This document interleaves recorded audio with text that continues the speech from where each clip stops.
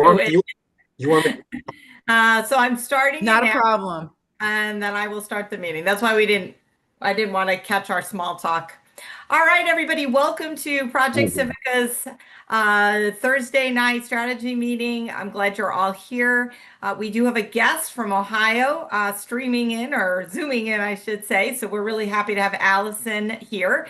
But before we get going, we always start with a prayer. So Danielle, if you would start us with a prayer, that would be wonderful. And I'll pay attention to anybody jumping on here and add them in. Okay, try to make me co-host so that when, otherwise I can't do anything here.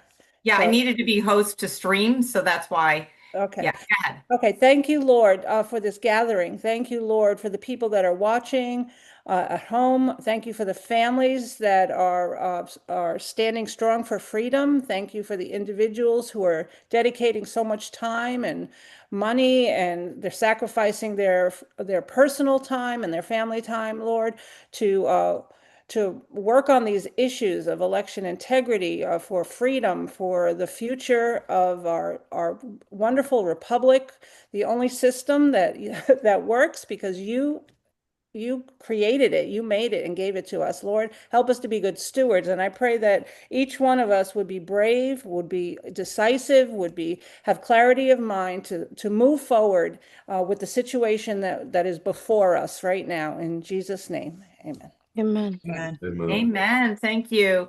So a couple of announcements before we get going. I know people often listen to the recording later on, so I just wanted to highlight that we have a couple things coming up.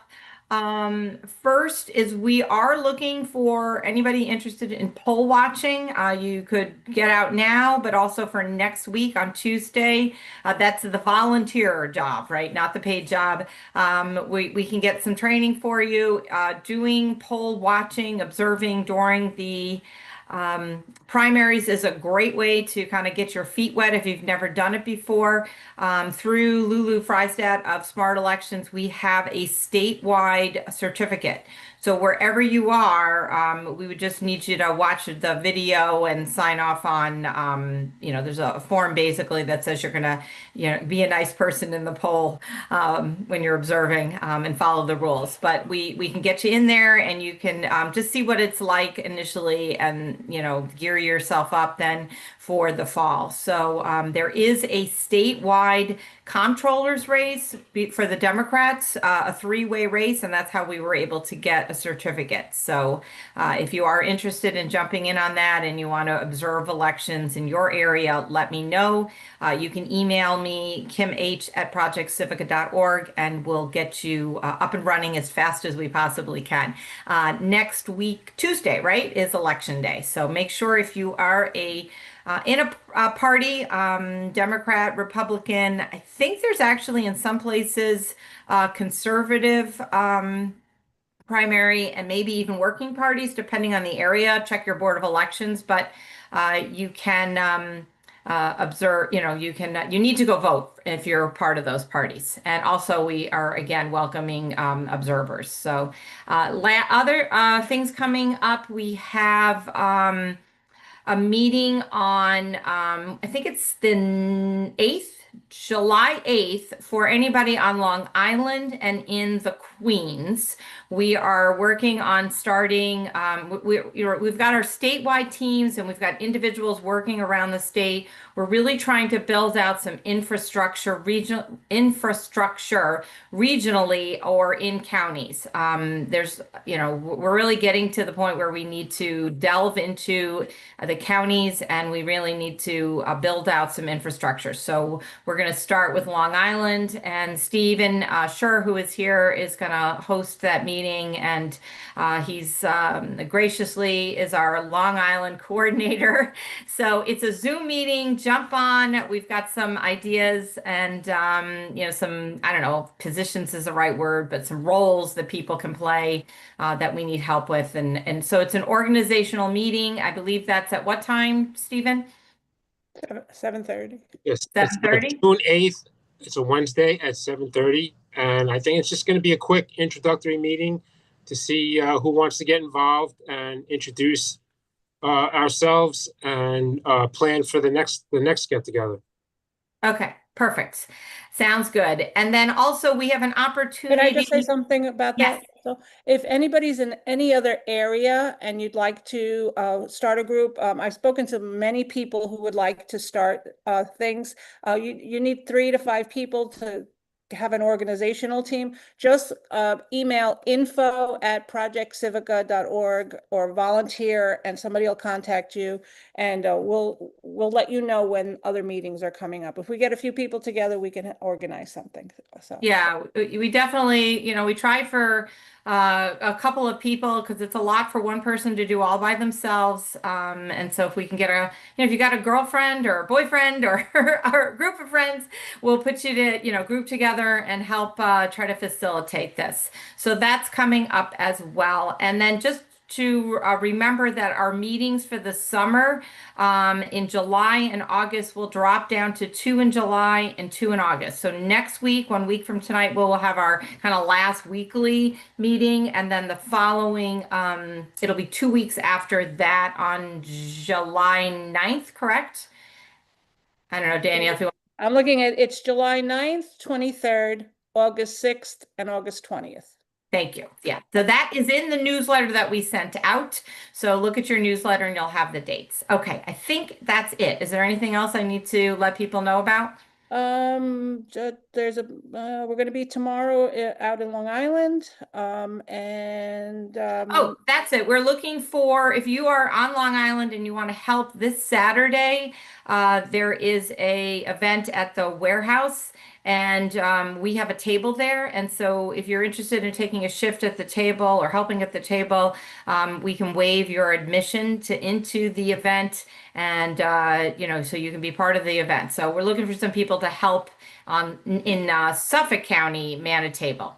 So I almost forgot about that. Knew there was something. All righty, so let's get going. I was noticing in the last week some interesting news on X involving Ohio, and I happen to know somebody from, or know, quote unquote, know, because we actually never have met in person, but we've been in various groups together working alongside each other for a couple of years now. And she is in Ohio, and she's a election integrity advocate. I believe she's also a data analyst.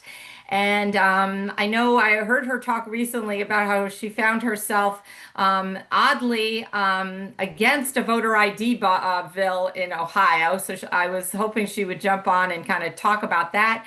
But more, I don't know if it's more importantly, but also there has been some interesting federal raids in Ohio that are kind of interesting. So I asked her to jump on and talk about some of her efforts in Ohio, and also what's happening with the, I believe it's the FBI, the federal government, and also what about the voter ID law, or I think it's actually a constitutional amendment that Ohio is passing that caused her to object to it. So Allison, if you want to, just say hi, and then we're real interested in what you have to say. Thanks for joining us.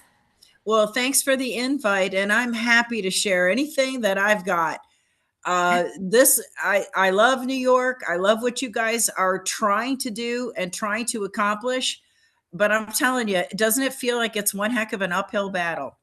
And especially when people want to keep throwing out, well, look at Ohio, they're the gold standard. No, we're not. Like I say, we've got a lot of folks that are kind of misinformed and ill-informed on what's actually going on.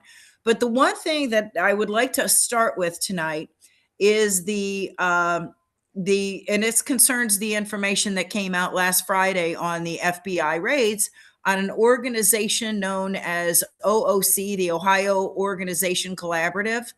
And it's interesting because that particular entity is an NGO, 501c3, that focuses on community engagement and involvement. Well, we recognized immediately who the owner or the director of that particular NGO is. It's a gentleman by the name of Kurt Noden. And Kurt Noden also is the owner of Black Fork Strategies, LLC, and they have been engaged in voter registration issues. I will use air quote on issues since 2015. OOC was directly involved in 2015, and the investigation in 2015 led to 6 months incarceration of a canvasser working for OOC who was busy gathering fraudulent voter registrations. We found it again in 2023 under Black Fork Strategies, which was established in 2018. And that was in Cleveland, Cuyahoga, which they are the second largest county in the state of Ohio. So there's tons of, let's just say, opportunity to get a little creative with your voter registrations. And let's just say Black Fork has registered 20,000 people just in Cuyahoga County in 2024. Their own website claims that they've registered over 160,000 statewide. Well, the Board of Elections in 2023 sends out the usual required notices. Hey, we got a change of address, or we got something that, your voter registration has changed. And numerous people confronted the Board of Elections stating, I didn't change anything. Well, they pulled up the original forms and they looked at the original forms only to find out that the signatures were fraudulent, that the voter is not the person who changed the information on the registration form. And it led to approximately 18 counts of voter registration fraud. This was reported by that county Board of Elections up to the Secretary of State's office. And the Secretary of State's office didn't tell anybody, didn't do anything. We're unsure if it was in the investigation process. We're unsure. Okay. I know I didn't learn about the Cuyahoga incident until 2024, when the same entity, Black Fork Strategies, submitted 147 fraudulent registrations in Cincinnati, Hamilton County. And that particular instance was caught. They registered Henry Kissinger, for Pete's sakes. Come on. And nothing matched the whatever they used for the identifier on the voter registration form was unable to validate through the Social Security Administration or through Ohio Bureau of Motor Vehicles. So essentially it led to another complaint with the Secretary of State and another investigation. And I FOIA'd for that one and received all 147 of these fraudulent registrations. It's very evident they were all signed by the same person. And how they found it was they sent their complimentary notices to electors who had changed their information. And they found 2 electors, a husband and wife, who had their information changed to their business address. They must have been small business owners. And the registration or the confirmation of registration change went to the business, and they went to the board and said, we didn't do this. Again, same thing, not their signature, verified, sent up to the Secretary of State to be prosecuted. That was July 9th of 2024. Nothing happened. Why did this individual in 2020 or 2015 get prosecuted? Because the complaint went to the sheriff in Columbiana County. The sheriff took it to the AG. The AG used Ohio election law to prosecute. Going through the SOS, for some reason, nothing is happening. So apparently the FBI got wind of all of these complaints and started investigating around November or December of last year into January of this year, 2026. And they started visiting about up to 20 different boards of elections where Black Fork had been involved and engaged in petition signature circulation, as well as voter registration drives. And apparently the amount of information was overwhelming because they executed a raid on OOC on Thursday. But again, what people fail to understand is the original complaints are against Black Fork. So it's the same individual is linked to it. And when you follow the money, this individual is also sitting on the board of directions of a 501c4, who is involved with selecting prosecutors, liberal prosecutors across the nation at the county level. So is it any wonder that when LaRose referred the items back to the prosecutors did nothing? No, I'm not surprised. I'm bothered, but I'm not surprised. So fast forward, the FBI came in, and yesterday VoteBeat had an updated article on all of this, saying that they are now investigating tentacles to this whole operation in Washington, D.C. So I cannot wait to hear a little bit more about what's going on, which ties in really well with, I don't know if any of you have been following the OMB, Office of Management and Budget. They are going after and trying to promulgate rules that will limit NGO affiliation and NGO accessibility to monies. I would like you all, if that is something that you feel strongly about and you haven't yet identified all these NGOs that are working in New York, it would be well worth it to go and put a comment in support of this rule. Right now, the comments are running more against it, which means the propaganda arm is out in full force, and they're basically saying, we don't want this because it's going to tie our hands. We need their hands tied because it will prevent a lot of this kind of activity that's going on. Now, a few of the things, and this is, excuse me, this is commonplace in every state's election administration. And I don't know, does anybody have any questions about the Ohio Organizational Collaborative or Black Fork Strategies that I can answer? Danielle has her hand up. Go ahead, Danielle.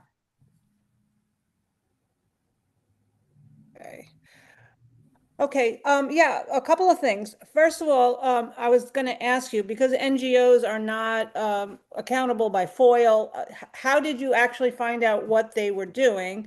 And you said that you got noticed, all the complaints were noticed because you were filing complaints. So obviously you had evidence that you were compiling the reports with. So what were you accumulating? Like, how did you find out how many registrations were coming through them?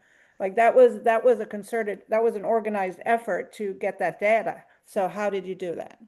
Oh, thank you very much for that. Now, Cuyahoga, it is a federal law that they are not supposed to reveal the source of any voter registration. Okay. That comes out in the Eves report that the EAC collects biannually. You'll get that breakdown of whether it's a BMV, whether it's a NVRA, whether it was a political drive or something like that. You'll get those breakdowns, but you don't get them but every 2 years. Cuyahoga, their county level voter file that I can access, does list the source of the voter registration or the voter registration update. They have not disallowed access to that. So I've been able to track Black Fork Strategies. I've been able to track, there's another one called Second Street Associates, and they do a lot of work outside of just Ohio. I believe that they also operate in Michigan, southeastern Michigan. So in Michigan, had the whole fiasco with GBI Strategies in 2020, where they submitted 10,000 voter registration forms to a county in Michigan, Muskegon County. But here's the kicker. The city of Muskegon does not have 5-digit addresses. They only have 4-digit addresses. Most of the voter registration forms, I think at least 8,000 of them, were submitted with 5-digit addresses. And the County Board of Elections knew immediately something's amok here. So there were other things also going on with other counties, because as an election administrator, you have your little network of people that discuss and talk. They were communicating with other election officials within the state of Michigan. The Ohio State Patrol or State Police went ahead and literally did a stakeout in Allegan County, Muskegon County, Detroit, and Southfield. And they managed to raid a couple of these entity or these places where they were staging to do this activity, and they found weapons, they found prepaid Visa cards, they found canvasser information, they found a ton of partially filled out voter registration forms. So where did that go? It went nowhere. Dana Nessel, the Attorney General in the state of Michigan, basically stopped any investigation from the Detroit field offices. So having that in the back of my mind, as soon as I heard that something happened in Hamilton County, I was all over that. And Hamilton County was completely unaware that the same thing occurred the year before in Cuyahoga. So our elections officials aren't doing a very good job of it networking. Well, finally, Frank LaRose came out and did 3 press releases 3 months in a row, or 3 consecutive ones, supposedly outlining the counties that were involved, that they were looking at the petitions that were on a redistricting petition signatures that put it on a ballot for us. Just a whole bunch of shady activity. I had already looked into Black Fork and knew that they were petition circulators as well as voter registration activists. So having so they're one NGO, but you said you said that there's an effort to stop the NGOs from having all this access to money, of course. yes, But some of them are funded outside, private money, absolutely. foreign money, whatever it is. So what process are you using, and how did you just got a list of the NGOs of Ohio, because that would be a great thing to find out who is actually doing it here. You have a full list, but then we don't have access to a list of registrations with an NGO name right next to it or Yeah, something. no, so in New York State, we can get the source of registrations right on it's actually a column right on the New York State voter rolls that we can get. But it's not down to the level of like, an NGO. It'll be like a general category. So we can't get that deep into the weeds. But we are one of the only states where literally I can do a pie chart of what the source of our registrations are in New York State. So that part of it is pretty cool. You can see where it's all coming from historically, recently, that kind of stuff. And then the interesting thing about the EAC Eves report is that's looking at transactions. So that's also change of address. That's also a lot of, so those sources all come from the motor vehicle department, but actual registrations historically, interestingly enough, do not. So Well, that I do want to put a plug in for our research team. And if anybody on this call is interested in doing any of these projects, we have several projects going on right now, and this also would be a good project. But what I was so- going to say, Danielle, is the whole thing about that she's talking about with the from the federal government, the rule change they're trying to have. You actually forwarded that to me in an email. So yeah. So we're aware of it. The left NGOs are the ones who sent out, because we're on a couple of those mailing lists. Looks Yeah. like there's another question from Quentin. Hi, Quentin. Go ahead. No, I just wanted to make a comment on the lady's opening statement with Ohio's and what was that, black water, whatever that was. It sounds so similar to the mortgage title theft scheme, if you're familiar with those things that be going around. And I'm like, how I could see how with the voter rolls that they would be able to, commit these shadow voters and, this fraudulent outcome, especially with the situation in California with the mayoral race, right? I Mhm. mean, how much is similar to what was going on in Ohio? Because when you looked at the stats or whatever the case may be, you could see a significant change in the numbers when it came close to, the election or whatever the case may be. And so, like, it just seems so similar to the mortgage fiasco. And that's the only comment I wanted to make towards that, You're opening statement, so to 100% speak. right. Quentin, you are 100% right. And where the problem comes in is the process on the front end of allowing these people to come in. They're not required to register. And apparently it is a First Amendment violation if we try to force them to register. I want to make you guys aware of, does your state have a law that requires paid canvassers to register with the state? No, but what they did is that when it comes to filling out any sort of information, you know, for state services or whatever, state products, they always would have a small area for registration to Oh, yeah, vote.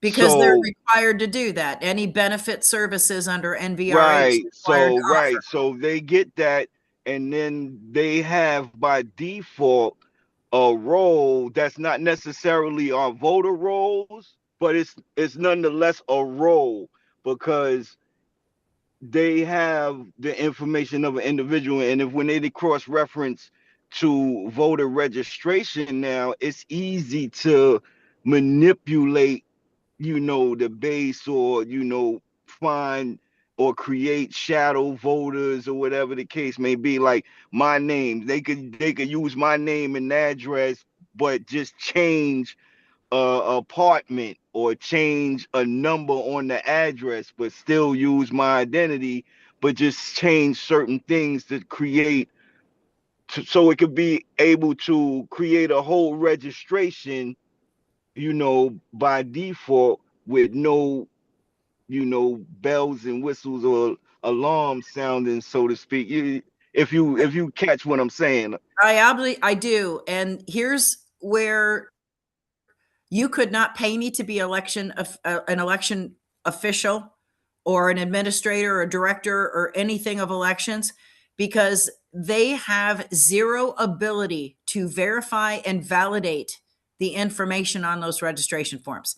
In fact, if you don't mind, I'm going to share my screen. I want to share something because this Just- is Just to answer your question, we do not have a law requiring paid registration. The canvassers, people who are collecting signatures for political office, there's no law for any of that they've got to register. So we don't have a list of paid canvassers, paid people, you know, doing that. The only exclusion to that is if somebody is a lobbying organization for influencing legislation, trying to get signatures for that. There is, you know, some reporting there if you hit $1 level. okay, because I was going to say that might be an opportunity for you legislatively to create something where these entities that are coming in are required to register with your now, does your elections run through the Secretary of State, or do they run through an elections division? We have a board of elections, yeah, and it's a super. Remember, we've got basically a super majority here, so it's all blue. So trying to get anything, yeah, it's very hard to get. Even the stuff where a few of the left side agree with us, it's even tough to get that stuff through. So it's a challenge here for new legislation, but it doesn't mean you can't put it forth. It just probably doesn't go anywhere. Gotcha. Well, what I wanted to pull up, it may or may not let me. I see a blue spinny, so we'll see what it does. But I have got the SSN4 checks that have been run nationally just for 2026. And unfortunately, remember I said, don't hold us in too high esteem for being the gold standard of anything, because Ohio right now is failing 94% of all these SSN4 checks. New York is right behind us. You're failing 60% of all these checks. Could you So explain that's in the that Eves to report, everybody? correct? You're talking No, about the Eves report? that is not in Eves. That Oh. is literally in, it's in the SSA HAV, HAVV. Oh, the HAV report. Yes, yeah. I've looked at that. I just have my reports confused. I have seen that. Yeah. Yeah, Okay, I'm getting ready to pull this. Let's see if it's going to let me. There we go. Can you see it? now we can, yes. Okay, is it large enough or should I make it a little larger? It's good for me. I don't know about. It's I think fine. Okay, what you're looking at is you're looking at the actual state, and some states do not have to report. They are not listed or they're grandfathered out of having to report under HOV. But what you are looking at here Just for a is second, Allison, let me interrupt. HOV comes from the Help America Vote Act, and basically it's it's a verification system that when you register to vote, if you think about the form, you either provide your driver's license number or the last four of your social security number, and then those are submitted to a system called HOV, and these are the numbers that she's talking about. I'm right about that, right? We're talking yes, the same. Okay. it started in 2011, and it literally it was created under HAVA, but it stands for Help America Voter Verification. Right. And you can see Ohio takes the taco with 94.41% non-matched checks of all of our voter registrations. And these are existing as well as new registrations. This was compiled as of April 11th. The new totals are 41,700, and we have only succeeded in 23,007, I think 2307 total matches. So we're still, I mean, basically we stink, but here you go, New York. You guys have run 25,322 in 2026. You've had 15,243 non-matches. So the HOV system, and here's the problem. Do you see anything up here that shows citizenship? No, and you won't. Correct. So those people that registered to vote and just gave a SOCH 4, there is a voter registration form or a voter registration ID out there that will match if they run it through HOV, because it was an SSA issued number, but it's been issued by DHS and it's for work authorization only. But if they use the last four of that SOCH on their voter registration form, it'll verify. Does that mean they're eligible? No, it does not. And again, Ohio, I'm not happy about this, not happy at all. And then look at poor Maryland. You mentioned about having Robin Sachs on. She's aware of this too. I've been communicating with her on what's going on. But, you'd expect places like Arizona and Texas. Arizona's doing a heck of a lot better than we are. Yeah. And and then here's the ones that don't report. So if you see any of these that have zeros, they are not required to report. Now, West Virginia does say it's enrolled, but West Virginia, for whatever reason, maybe it's their new system upgrade, because I think they are in the process of instituting a new voter registration database. Maybe that's why they are not running these yet, because they're still in their testing for their new system. But we know Virginia requires a full SOCH. Pennsylvania actually requires a full SOCH. So I'm actually shocked that they have any data here at all, because typically they do not report. But they've run considerable amount of records through, and Missouri has always run a lot. Missouri in 2020, they were top notch for the number that they ran and the record of non-failures. They had a lot of total matches. So they're holding true to form here. But a lot of it goes with, and I'm going to stop sharing this for now. A lot of this goes with the actual process that's being utilized.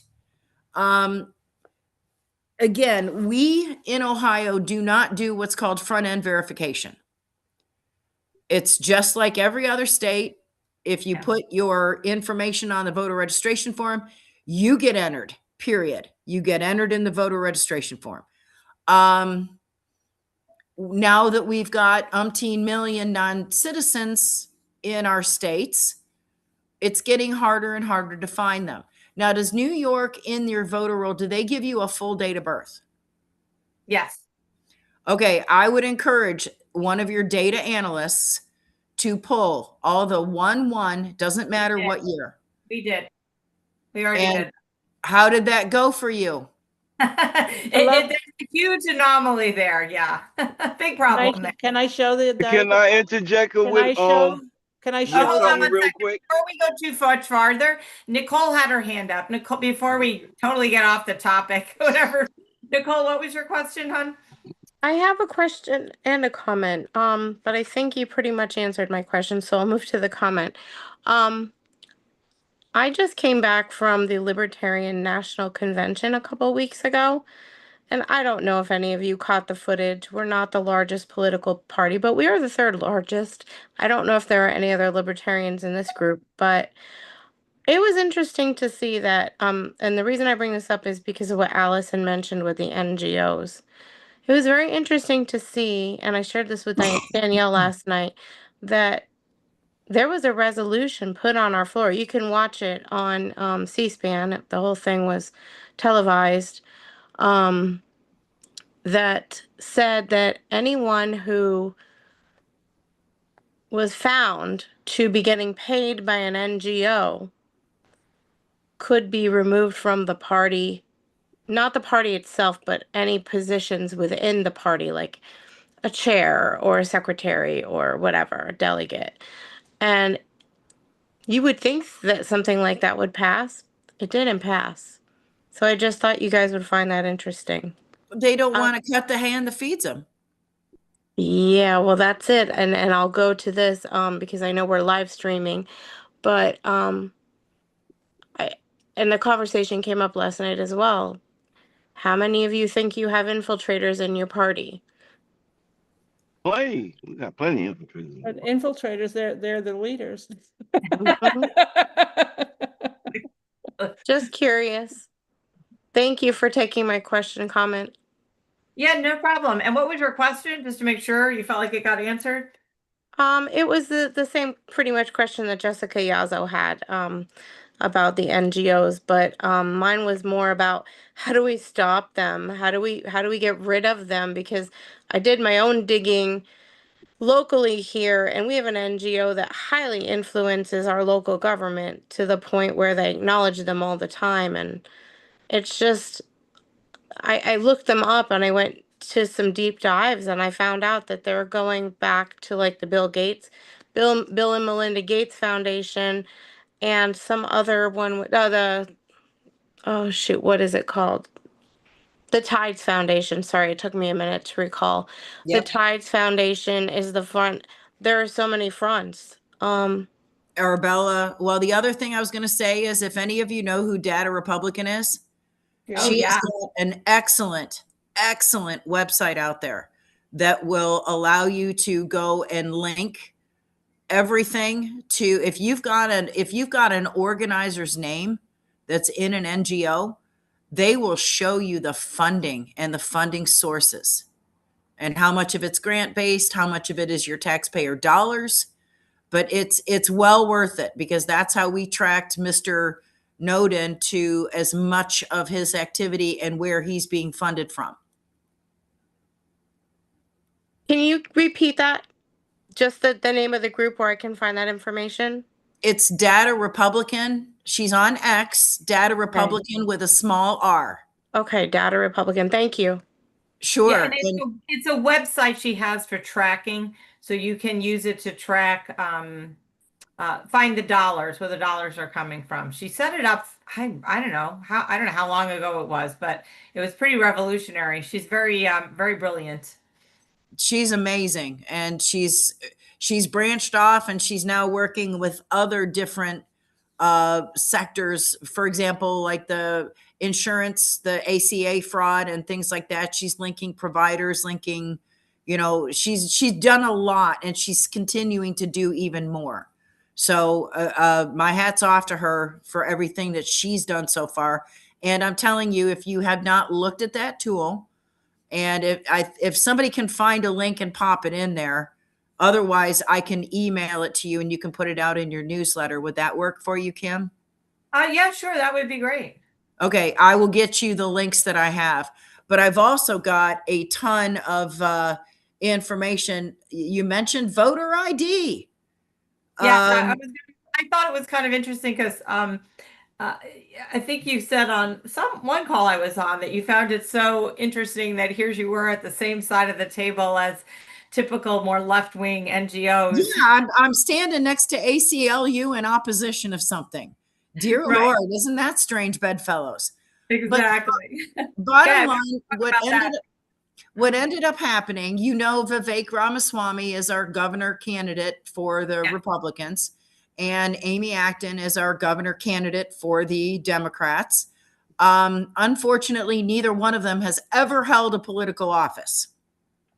But coaching and RNC and Trump wishes that they may be, an op-ed was issued. Now, keep in mind the sequence of events here. I had just discovered the fact that Ohio's failing 94% of all the SSN4 checks.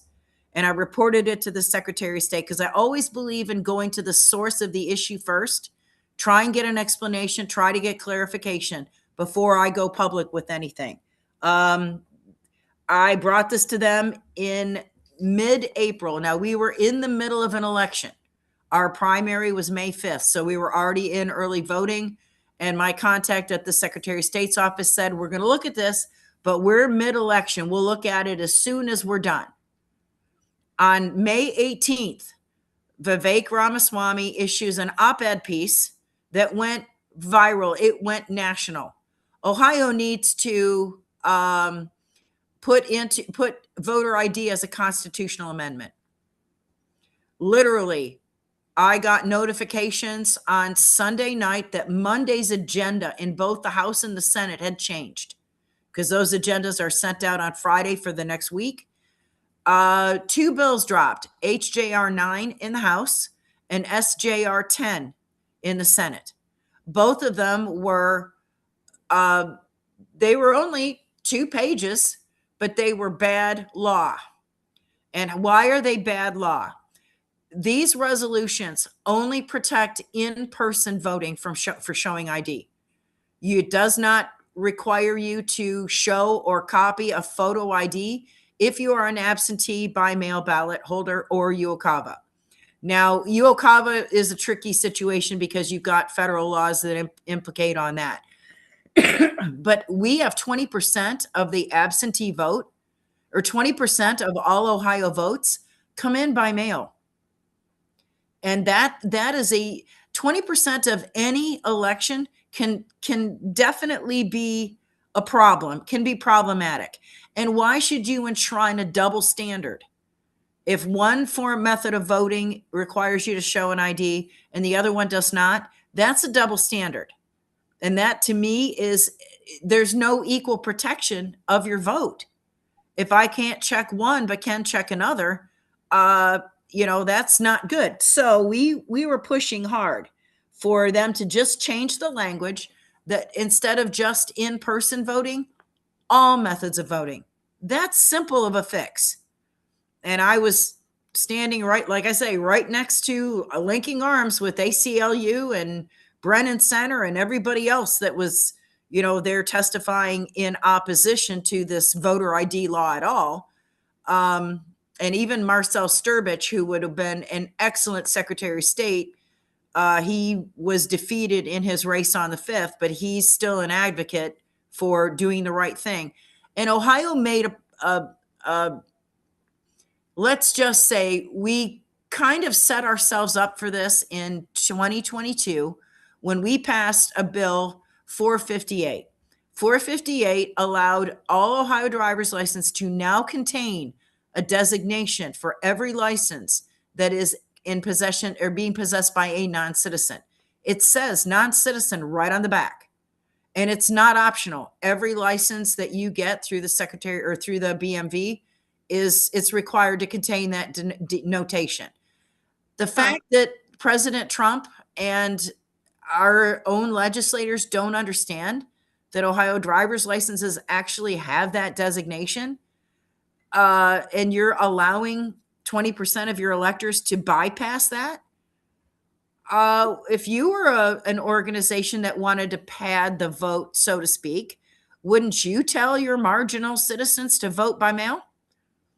Of course. Because they don't have to physically view that credential and possibly eliminate you from eligibility.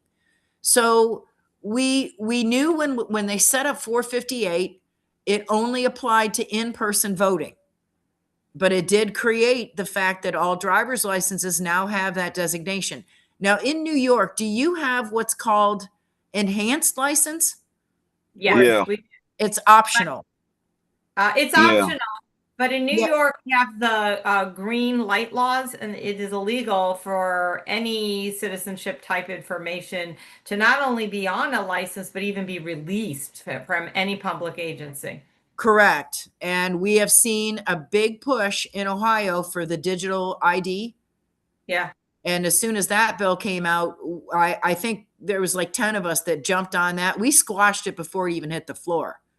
Because on the digital ID, it does not show citizenship. Right. And with Ohio having citizenship on the license, and we have a photo ID law in person. But let's fast forward to the 20th through last week, Wednesday. SJR 10 was put out there. I went and testified in the House against HJR 9. I went and testified against SJR 10. Because again, you're not considering all methods of voting. That's my only objection to it. So on the Wednesday, I'm going to say the 6th, Wednesday the 6th at 11 o'clock at night. It would have been Sunday. If Sunday was the 6th, that was the day it was. 11 p.m. at night, they hijacked a bill, House Bill 472, which was only 20 pages long, and it allowed the homeless population to get a free vote or free identification card. And it would also pay for the document, like if they needed a birth certificate, it would front the money or pay the fee for that document so that any homeless individual in the state of Ohio could get a free identification card. All right.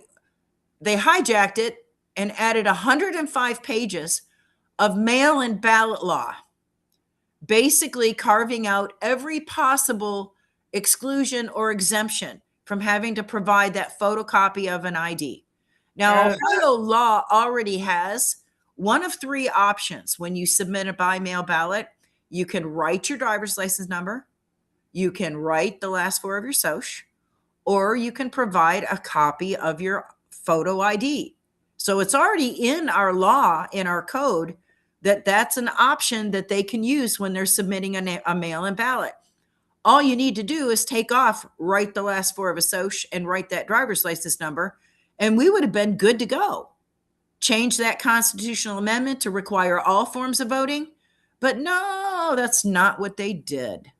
And in fact, the bill sponsor of the original 472 was so disgusted because this thing literally in 36 hours was introduced, had one round of hearings, was passed in the House, was introduced and passed in 6 minutes in the Senate. And I said, the whole House is convening tonight. What do you want to bet at 3 o'clock? That bill is going to come from the Senate. It wasn't 3 o'clock. It was 6:39. And I'm frantically texting a legislator that I have his cell phone number. And I said, you need to vote no on 472. And he said, Trump wants it. And my comment was, Trump doesn't know what he wants because Trump has not seen an Ohio driver's license. And we actually had, you're familiar with who Cleta Mitchell is? Yes. Cleta Mitchell had an emergency meeting with us in Ohio and was taking the resolution as well as the copies of an Ohio driver's license, what the actual thing shows. Yeah. to DC to get him to rethink that, hold the phone. But no, now we've got two laws. One's sitting on DeWine's desk to be signed. I'm sure we can only hope he vetoes it. But the constitutional amendment language is going to be placed in front of all Ohio voters in November. Do you support photo ID for in-person voting? I don't even know if it's going to mention absentee. So that's why I was a vocal opponent, because you don't do that unless you've got it right. Ohio didn't get it right. So here we sit. Could they add it? I mean, at some point in time, could you then, and because now you're farther than New York is in a million years, could you add it down the road? I'm waiting to get some feedback on the potential to get that language changed. Okay. Because literally a one-page resolution was submitted. Okay. And they basically disregarded it. And in 472, here's what they did. And in fact, I've reached out to Kentucky this week to try and get a feel for their portal. It creates a portal where an absentee ballot can be requested online now. In the past, you have to do it in person. So my thing is, I need to know more about this portal. How secure is it? Who's going to access it? And at what point in the mail-in ballot are you going to require this photo ID to be presented? Right. Okay. I see this as being a hot mess and a nightmare for our county boards of elections, because not only are they going to have to track the absentee ballots that are out there, they're going to have to track the one of two phases of completion that they're in. Right. And it's like I say, please think it through before you shove anything through like that, because I'm afraid Ohio's going to be paying the price. Yeah, and the boards of election aren't good at tracking much at all. If your rolls are anything like ours, that's for sure. Quentin did you have your hand up again? Did you want to ask a question? Well, I wanted to go back to what the lady was saying. Y'all done covered so much. I'm sorry. About the we have like an indirect face-to-face validation in New York, because I've seen it with myself. Because if you're an illegal, right, and you apply for services or whatever the case may be, once you mention that, right, it's like they fast track everything, your paperwork, because I've actually seen it myself. And at one occasion, I seen it when I was taking the city exam, when it came to them asking for social security numbers or whatever the case may be. And so what the city is doing, or whatever the case may be, is allowing people to just breeze on in. So they do have a face-to-face, verification, but it's like an indirect, because they know what level of the political spectrum they're on. So just fast track you, because it's the identification that the state is really looking for. And this is just my perspective. You understand? From what I've been observing, because what I've noticed is that the city allowed the migrants to come in through the bus, right? They registered them. The migrants could give them whatever name they want. And see, this is why the state already knows where they're at and who they are.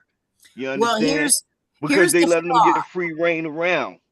Here's the flaw that you need to keep in mind, because I get what you're saying, but these agencies that are registering these people for their SNAP, their EBT, their HUD, their medical card, they have access to the SAVE database. Every one of those entities, and you can look right on the USCIS SAVE database for who in New York State has access and who can check. And who you're going to find doesn't have access is your boards of elections. So they're like blindfolded. So while the Job and Family Services, we call it Job and Family Services in Ohio, it's the county level assistance program that everybody goes through. They know if they're citizen or non-citizen because they qualify for different level of benefits. But the problem is our own boards of elections don't have access to that same information. And yet these agencies are required to register them. So yeah, it's a face-to-face interaction. But even if a non-citizen fills out the form, systematic alien verification for entitlements. Yeah, we're familiar with it. We're very familiar with it. Yeah. Isn't that going to the state? Aren't they kind of phasing out the county level of those social service agencies and going to the state, or taking more control back at the state level? They're going to have to if they want to clean up the mess, because every state right now is facing a hot mess with waste, abuse, and fraud. Yeah. And I've actually got the EBT, just the EBT portion of fraud, up to 74% of the total EBT budget. Crazy. And so, yeah, it's got to be taken back at the state level. All of these different entities, the county levels, are going to need to be retrained, and it needs to be restructured that you're not doing this if they are not a citizen. And I know New York, you guys have a problem with some of your sanctuary areas diverting funds. The whole state is, yeah. Okay, they divert funds because technically, if you look at the subsidized assistance, it is not to go to anybody that's not here legally. All right, but what they do, thank you, that's exactly what it is. But they literally are diverting other tax funds, other bundles that are controlled at the state level, and they're basically doing the shell game with the money, so that they are facilitating potentially ineligible folks to get these benefits. But, you know, taking control back at the state level, that's fine. But when it comes to your voter rolls, your county boards of elections, or your local entities don't have that same level of verification. Yeah. Yet they're force-fed these applications. So like when I started this, you couldn't pay me to be one. This is exactly why, because the process is the problem. Yeah. That's our red flags in the roles report, all the problems that we saw. Yeah. Just the first step. That was the first couple of years of research. Now we're into more. The SAVE system is interesting in New York because they don't really encourage it that much at all. So that's where legislative efforts could help. Counties, different agencies are more connected with it than in New York. Well, that would be a nice legislative opportunity, that if you are involved in voter registration, you must have access to the SAVE database. We're fighting with Ohio Secretary of State right now because our Secretary of State is the only one that has access to it. I want that at the county level. In New York, Allison, last year we spent quite a bit of the time trying to advocate against ERIC, but they passed.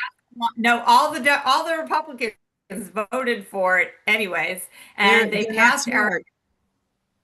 No, and yeah, so we're joining ERIC in New York. So God, I'm so sorry. We tried.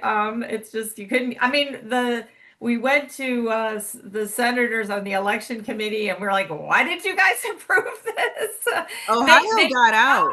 I mean, they didn't know. It's just insane. They had no idea the connections. It was the number one priority of the New York State Board of Elections last year is to get involved in that because they think it's going to help. Meanwhile, here's something you need. Will be, responsible for voter registration drives even more than they already are. Be careful with ERIC, and I'm going to tell you a good talking point if you've got a caucus of legislators that will listen. ERIC collects your data. The Electronic Registration and Information Center. They are collecting your data, and that includes your PII. Yep. And they will ask for access to any database that is like your, I don't know who issues your fishing licenses. Oh God, I have no idea. They want that database too. Yeah, well, they're looking through the databases for people they can send. What is it? The EBUs. EBUs, the eligible but unregistered. Well, Okay. here's another fun Very fact. familiar with it, but you just can't get them, New York to listen. So, and at the same point, the DOJ wants the voter rolls, and they won't give the DOJ the PII, but they're happy to hand it off to Eric. Yeah. Oh, but you're paying Eric to take them on top of it. Paying Eric, yes, exactly. Yep. And the other And thing, they're selling it. And They they're selling are. that information. Yes. they are under no obligation to not use your data. And the Yeah. other thing, Colorado in 2022, under Eric, solicited 30,000 non-citizens to register to vote. Yeah, I believe it, 100%. So Eric is not a fail-safe for cleaning your voter rolls. But if And you're a Democrat, they love it. And like I said, this is a triple blue state. So Well, again, you're under federal law to be accurate. yeah. And it's times like this where I love to speak to you guys and try to motivate everybody to get involved, get engaged, and to do whatever you can do I hate to say it, fish slap them if you have to get them to listen to reality, because they don't understand reality. No, And the reality of it is New But York. The right side, or the common sense side, is impotent up there. It's just Yes. they have no voice. We have an automatic yes policy for the Democrats. They don't even have to be on the floor. They have a system where they just swipe in, and everything that goes to the floor is an automatic yes. Yeah. And there's no hope for alternatives. So. Well, you got to get some, and I'm really excited about Nicole running, because you need to get some more civic-minded people to actually pick up the mantle. Nothing is worse than seeing some of your races in New York where there's no opponent. It's gotten worse, Allison. So literally a couple of years ago, we brought attention to this. We were at 48 state legislature seats that were not filled. It's now at 60, and that's with us trying to help fill the seats. Goodness gracious. Laugh. It's so disgustingly sad that you want to cry. I mean, the only response I have is to laugh, because otherwise I'm crying. There's nobody for any, there's people that I speak to from New York City that don't have a candidate to vote for. There's no reason for them to go out and vote. Yeah, and that's apathy is pretty pathetic. It's pretty bad. But I see the heart, I see the strength, I see the will, and I see the determination. So I'm just going to keep praying that keeps going forward for you. Yep, that's what we're doing. We're trying. We're doing that. Yep. I mean, there's a couple of groups, fighting back, but we're trying. So, I mean, big thing what we're trying to do lately is just educate people on the things they can fight back with, like using FOIL. In New York, it's called FOIL, Freedom of Information. Yep. Open meetings law. I mean, just forcing them to follow the rules and not have decisions be in back rooms and things like that. So just getting them to attend their board, just getting them to attend their local board meetings. 100%. Yes, that's exactly right. Yep. Quentin, did you have? I don't know if that was from before or if that's a new hand. The new hand. Yeah, okay. It's now. What I wanted to say is that you ladies just touched on the whole infrastructure that the Democrats need to keep their whole operation afloat, because you just named out the NGOs and all the other little side agencies that help perpetuate in their own little way. Because if you really look at it, each one of those little entities cover a certain span, of protection for their cronyism.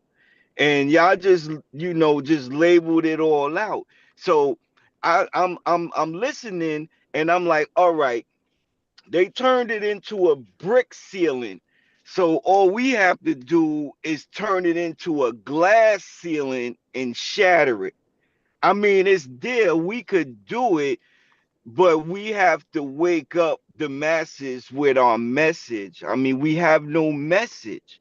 If we had a message that would resonate past, the media, past the talking points or whatever, and run on policies that work, we could probably wake up people to sit there and maybe pay attention and put some effort in to trying to turn that brick ceiling into a glass ceiling so we could break it and see some changes. I mean, because when you look at it, I mean, think of it like a football team. I'm like, we coming in, we just like one person, and the Democrats, they got their whole team there.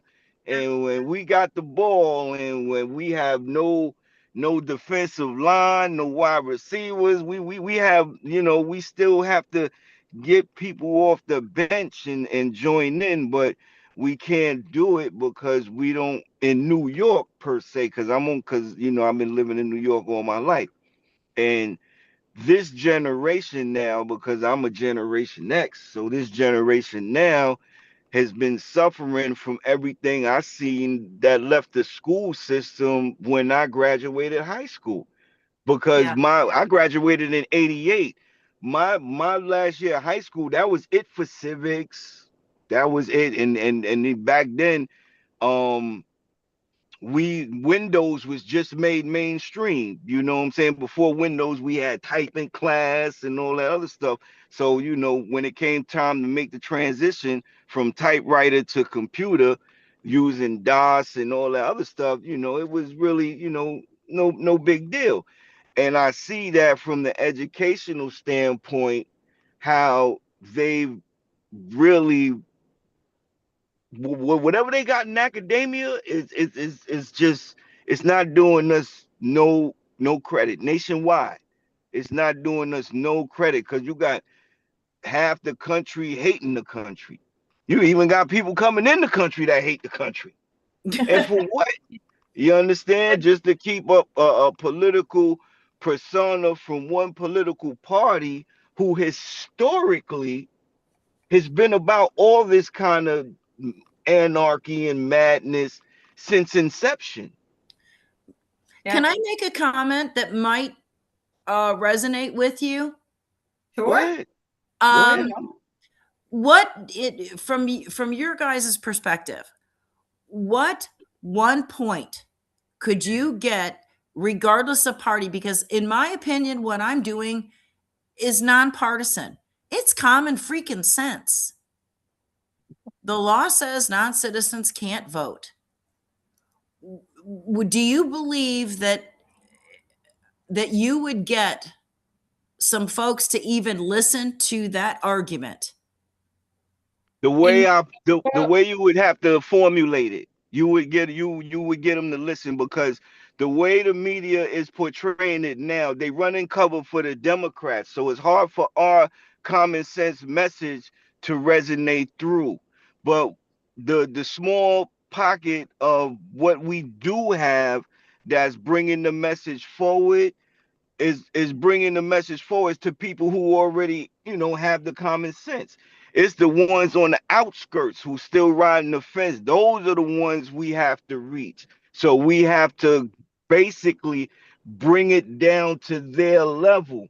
Now, as for me, as a black male or whatever the case may be, I could point it out with bad policy. You understand? And I would have an easier way of peeling back the onion of what they doing as far as voter fraud and everything else, and all this craziness, even what Mom Donnie is sitting there talking about, because now he got to backtrack on everything he campaigned on. So it would be easy to, well, for me, I can't really speak for anybody else, but it'd be easy for me to sit there and show that the emperor would have no clothes, because I would articulate it and formulate it to the ones that I know that's on the outskirts that the message needs to reach. You see what I So- mean? Well, If I could say, so there was a Siena poll this past winter, early spring, that looked at how New Yorkers felt about voter ID, at least, and so it was the SAVE Act basically, and I 60, I think it was 64 or 66% of all New Yorkers were in favor of that, and of course, a huge high percent of Republicans, independents were in the 70s. So more people favor policies like voter ID.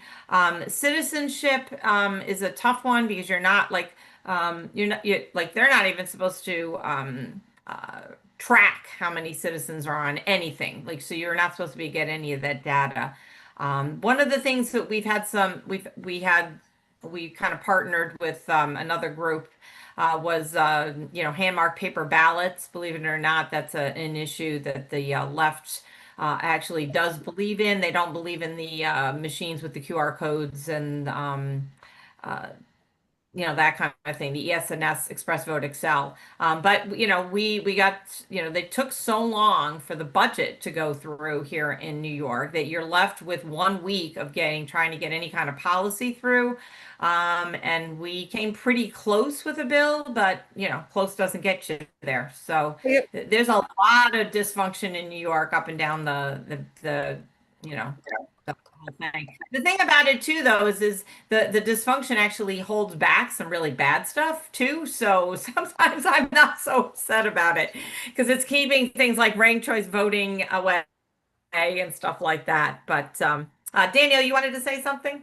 yeah, I think that in the biggest problem is that our representatives don't advocate or represent us, and that's the most frustrating. And then the laws don't apply to criminals, and there's so much injustice. It's so multifaceted, but if we had good representation, it would be good. And people, I think, are just extremely discouraged with the political system. So we push the get involved very local in your local community because you have more say, and of course that's the answer. But the big picture, I don't know if we can't.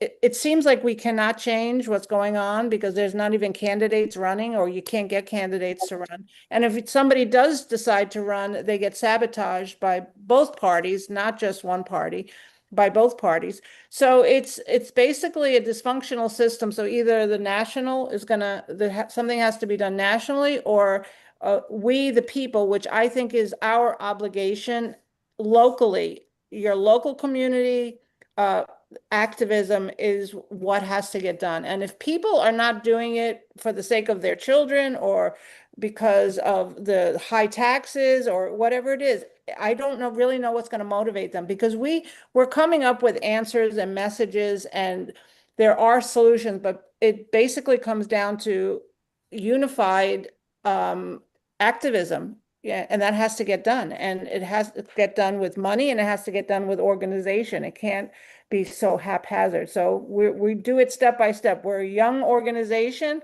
and we're putting out a lot of effort and a lot of material and a lot of initiatives, and they're being very well received, and people are joining. But it's not.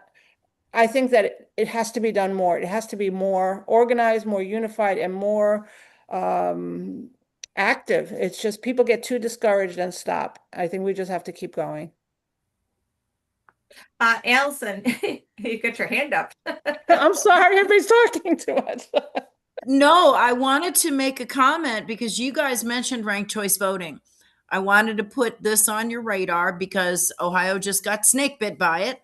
We put out a bill 63 that did not ban ranked choice voting, but it banned counties that if they used it, we're going to take your funding away.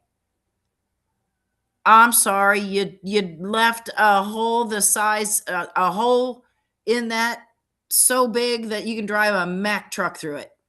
So I fully Yeah. expect the push to be on to get ranked choice voting on the ballot. And I thought to myself, let's inconvenience the accounting departments for all these counties. Let's inconvenience the townships because we're home rule, so jurisdictions can decide what they want to do.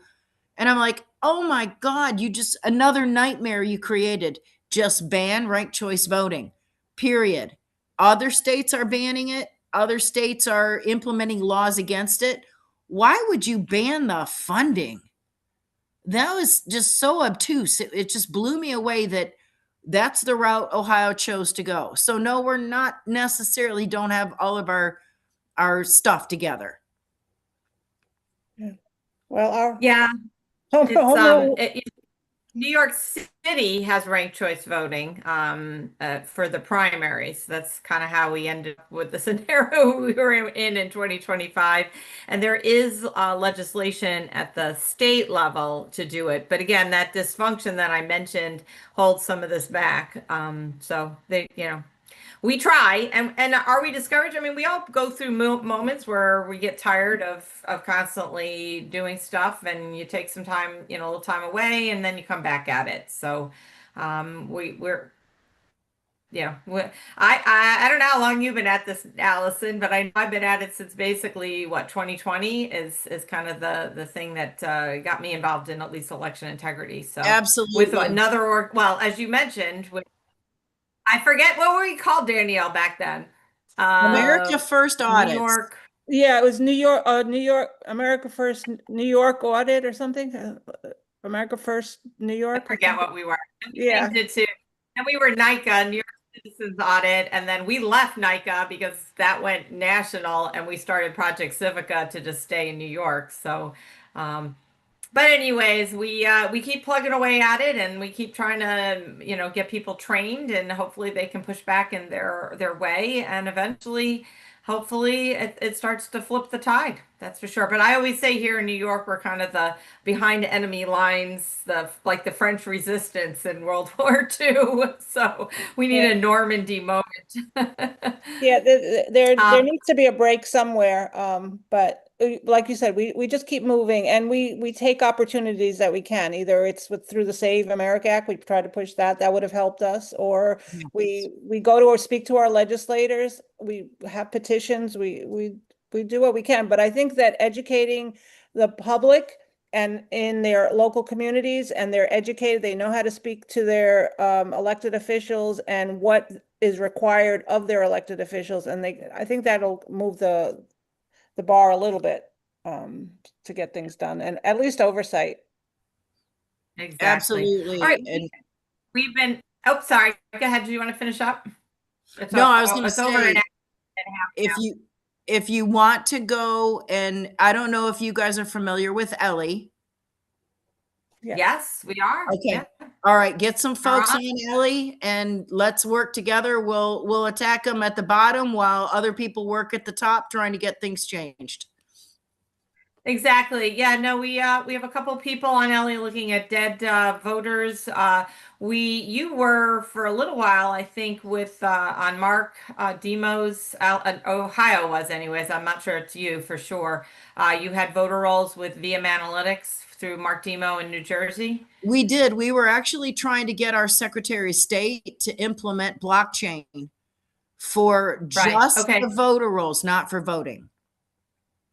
Right. And so anyways, with we took your spot, if you will, in VM Analytics. And so we've been using that. We have a volunteer who put together a really interesting program. He tracked changes month to month from the snapshots we get. And we've got some interesting going. I mean, so we got a lot going. A couple things I can't quite make public yet, but soon. And yeah, we're trying to get education is a big part of what we're trying to do is teach people the basics again so that they can take that and push back locally in their communities. And we are a home rule state too, by the way, but it's totally been thwarted and by the state government. For example, all the solar fields. I don't know if you've seen on X. I've retweeted a lot of it. Some of the they're putting in all these solar farms. I hate using the word solar farm because it's not farm. That's why I call them fields, solar fields that they put in, and they're totally running rampant over these local communities that don't want them, and totally thwarted home rule that we've got too. So, and then the newest thing I just saw is that they want to take the control of the board of the registration system away from the counties and put it totally at the state level next year. So, yeah, what could possibly go wrong with any of Oh that? my God. No. That's what's coming. Yeah, a state control of it, that seems to be their priority. And but we find actually the local roles, the county local roles, are more accurate than what we find in the state, which is the HAVA mandated roles. So yeah. Anyways, a lot of problems. We keep working on it, and we appreciate your time, Allison, Yes. tonight. It's always interesting to hear from another state what's happening, and actually just hearing from you versus what the national storyline was about that voter ID amendment that got passed, what really it meant, it amounted to. It's very interesting. And then also, like you talked about in the very beginning, some of the investigations. So definitely interesting. Thank you so much for coming on. And if I can, I don't know if you guys have state meetings, happy to jump on sometime and return the favor, if you will. We can talk about some of the things we are doing here in New York. So thanks everybody else for being on the call. We will see you next week on Thursday at 7:30. And after that, remember, in the summer, we'll just have 2 meetings per month in July and August, so everybody can kind of enjoy the summer. And we'll be back at it in September, and it's a big year for elections, so everybody needs to rest up. We will be emailing you, so pay attention to your email. We will get you up to date with anything that's coming up. The pleasure was Awesome. mine, everyone. Thank you so much. All right, Bye-bye. bye, Thank you. Allison. Bye, thank you. Good night, everybody. Gonna stop streaming.